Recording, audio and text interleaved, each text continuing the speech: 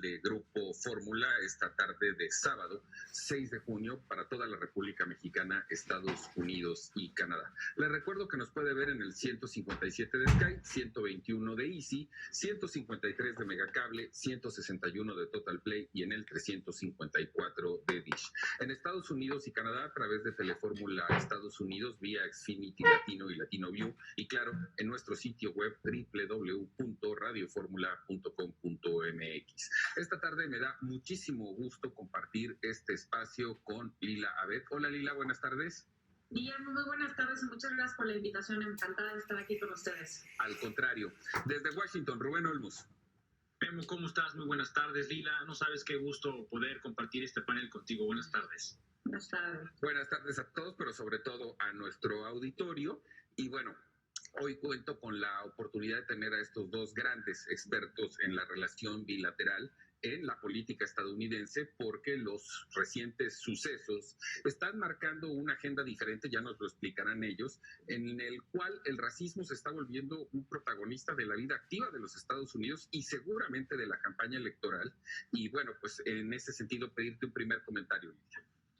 Pues sí, pues yo creo que los disturbios que ya azotaron en Estados Unidos definitivamente han marcado un punto de inflexión para la política estadounidense, dado que bueno, el racismo ha existido y continúa existiendo en ese país y bueno, yo creo que ahora con las grabaciones, con el uso de la tecnología, han tenido un poco más de evidencia pura de las grandes injusticias que se están permeando por varias clases, inclusive de los afroamericanos, pero también los latinos en grandes rasgos. Y lo importante de esto es que, como lo dijo el presidente Barack Obama en su video, en el video que lanzó a redes de comunicación, donde dice que es una coalición amplia, o sea, no nada más es una cuestión de la comunidad afroamericana protestando estas injusticias, sino que realmente se están sumando los blancos, los latinos, es decir, en más de 150 ciudades, ya más de 28 estados han utilizado y están utilizando más de 24,000 tropas de la Guardia Nacional, es decir, ha tenido una respuesta tanto de la fuerza policíaca, pero a la vez es una coalición sumamente amplia, que a mi parecer marca un contraste muy profundo con las protestas que se llevaron a cabo en 1968, en ese entonces cuando mataron a Martin Luther King Jr.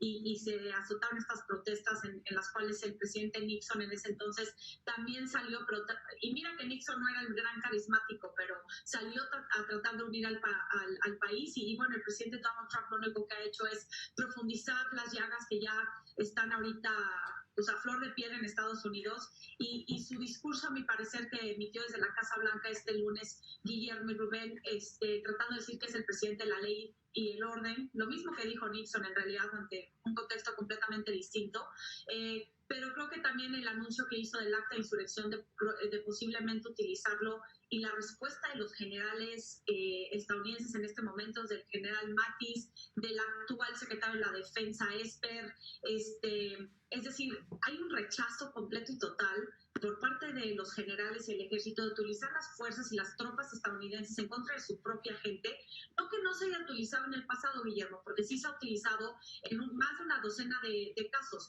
pero en este momento creo que las protestas, si bien han tenido un poco rasgos violentos, desde luego, la mayoría de ellos ahorita ya se están protestando de una manera muy pacífica y creo que hay un rechazo de utilizar esta acta de insurrección que fue firmada por Thomas Jefferson en 1807. Entonces, yo creo que a Trump se le está complicando mucho el panorama. Ahorita Biden lleva 49.9% para las elecciones generales, con Trump teniendo 43% y una ventaja en los grandes estados de importancia, ¿no? Estos famosos swing states que marcan las elecciones cada 4 años, tiene una ventaja en Michigan, Wisconsin, inclusive ya hasta en Carolina del Norte por un 0.8% arriba de Trump, pero hasta Florida y en Texas.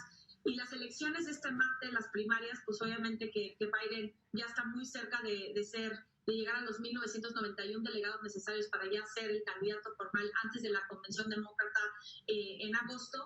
Y creo que Trump la va a tener muy difícil, entonces es un panorama muy complicado, que también estamos envueltos en una pandemia y esperemos que esto se pueda calmar de cierta manera, Guillermo. Entonces ese sería mi primer comentario.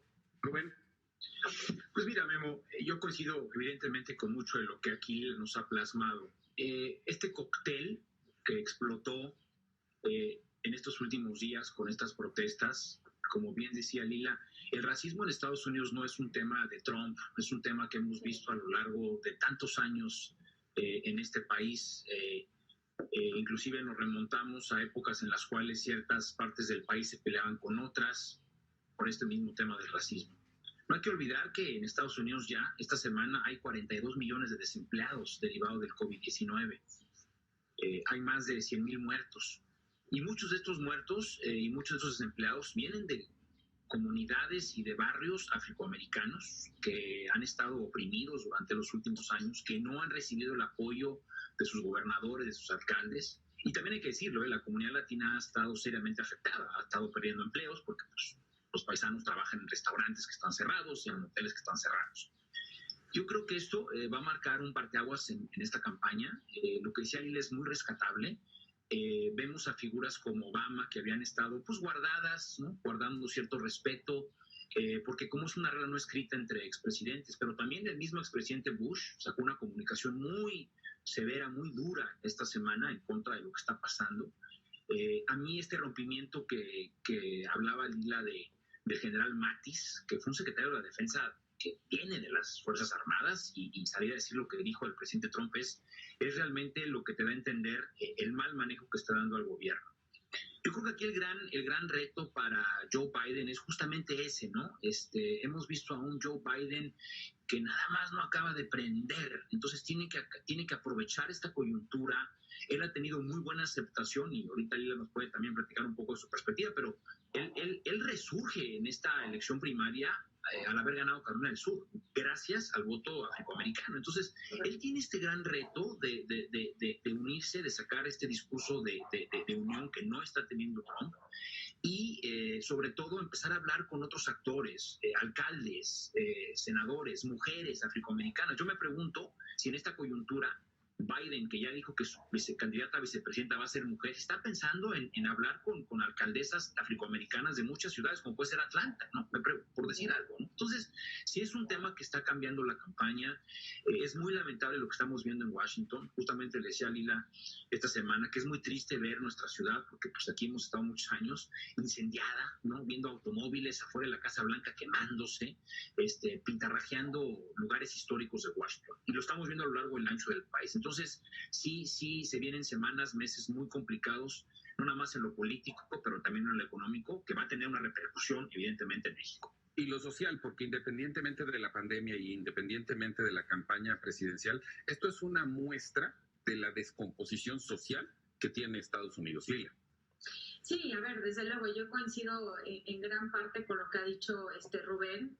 También es impresionante, ¿no, Rubén? Ver al Black Hawk justo abajo ¿no? de la altura de los edificios de Washington. A ver, yo creo que lo de Biden, si bien tal vez no es el candidato que prende carismático, el Obama, ¿no? que todos vimos durante 8 años, yo creo que la gente, a mi parecer, está tratando de encontrar una cierta estabilidad, una cierta certidumbre. Yo creo que ya este experimento de que un outsider, ¿no? Alguien que no estuviera dentro de la esfera política tradicional de Estados Unidos, ya se agotó. O sea, ya Trump ya fue presidente 3 años y medio, se le tiene que medir por los resultados que ha dado. Yo creo que en el tema social se ha dedicado toda su administración a dividir, a polarizar, a dejar, bueno, desde las protestas en Virginia, donde le dio en realidad gran certeza y gran aprobación a los supremacistas. Exacto. Yo creo que se la ha ganado él y yo creo que hay una línea muy fina, muy delgada, en donde su base electoral es muy, muy fiel, es muy leal, es muy sólida a la figura de Trump. El Partido Republicano en sí está completamente capturado, secuestrado por Trump, y yo creo que también han caído en gran parte en este discurso de división, de polarización de Trump, porque Trump traía una aprobación que no podía el mismo Partido Republicano evadir, porque pues ellos también dependen de eso para poder ser reelegidos, porque aparte de la elección presidencial del 3 de noviembre, Guillermo y Rubén, tú lo sabes, se van a elegir los 435 miembros de la Cámara de Representantes y 1/3 del Senado. O sea, estamos hablando de que también muchos de ellos tienen mucho capital político que tienen que defender, pero yo creo que ahorita ya se está rompiendo esa fibra tan leal a Trump. Yo creo que su actuar ante la pandemia de encontrar archivos expiatorios como China y la Organización Mundial de la Salud y puede que pegue. Pero de nuevo, ahora con las protestas, el decir que es terrorismo doméstico, el pedir que se mande al ejército, digo, si bien no lanzó la amenaza y no ha mandado al ejército, porque la misma acta de insurrección dice que primero se le tiene que pedir al gobernador o a la legislatura, pero justo después de eso el texto del acta dice que evidentemente el presidente unilateralmente puede mandar al ejército, pero pues sí mandó a 1,600 tropas a estar rodeado al distrito de Washington, ¿no? De Columbia. Entonces, yo creo que se le está complicando el panorama. El tema social yo creo que va a ser sus fallas, lo que lo va a romper. Y yo creo que lo económico es primordial. O sea, yo creo que la economía, como se está viendo y como lo dijo Rubén, se puede llegar hasta 20% de desempleo.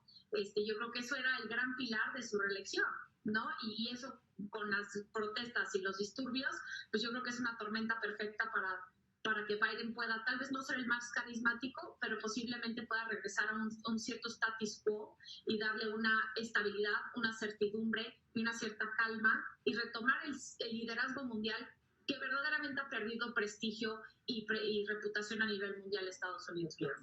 Rubén. Pues mira, el tema del ejército a mí me llama mucho la atención porque, como bien dice Lila, aquí en Estados Unidos está lo que se conoce como la Guardia Nacional, que es un grupo de élite que está destacado en los estados del país y sale cuando hay una crisis, un huracán, un terremoto, para ayudar a la ciudadanía, para ayudar a las autoridades. Pero aquí lo que Trump estaba planteando es sacar a los militares, o sea, militares que están entrenados a matar gente en el exterior, ¿no? Los que van a Irak, los que van a Afganistán. Ese es el grupo que quería sacar a las calles y que evidentemente hubo una reacción, como usted al principio, el mismo secretario de Defensa. Kelila, yo no sé qué opines tú, pero yo creo que le quedan las horas contadas en el gabinete del presidente. Completamente. Porque en cualquier momento, Trump mañana pasado lo corre, ¿no? Lo de Mattis es otro gran ejemplo. Ahora, esto de volver a la institucionalidad creo que es fundamental. Leía yo, Lila, esta semana un análisis muy interesante que hablaba, y perdón que voy a usar estos términos, pero voy a hacer lo más correcto posible, pero la Cámara de Representantes, la Cámara de Senadores se ha vuelto en un prostíbulo. Y la cabeza del prostíbulo es Mitch McConnell, el líder de los republicanos en la Cámara, porque hacen todo lo que les pida Trump. No hay ningún equilibrio. Tiene senadores que son radicales, que están apoyando esta agenda incendiaria del presidente Trump. Entonces se ha perdido este equilibrio de fuerzas. Tienes a unos demócratas también del lado de Nancy Pelosi que están haciendo todo lo posible por recuperar cierta interlocución. Tienes a un G7 que se iba a llevar a cabo aquí en Washington, ¿verdad? Y que ya la canciller Merkel le dijo a Trump, muchas gracias, pero no vamos. Entonces, ya hay una repercusión de los jefes de Estado, Memo, a nivel global, decir, a ver, ojo, no vamos a entrarle al jueguito tuyo de querer que nos uses a nosotros para decir que el país está bien, cuando no está bien. Entonces, sí, insisto, son semanas y meses muy interesantes. Y a mí sí me gustaría aventar ahorita, si quieres, en el otro bloque, Memo, el tema de la relación bilateral, que va a ser importantísimo leer todo lo que va a venir, ¿no?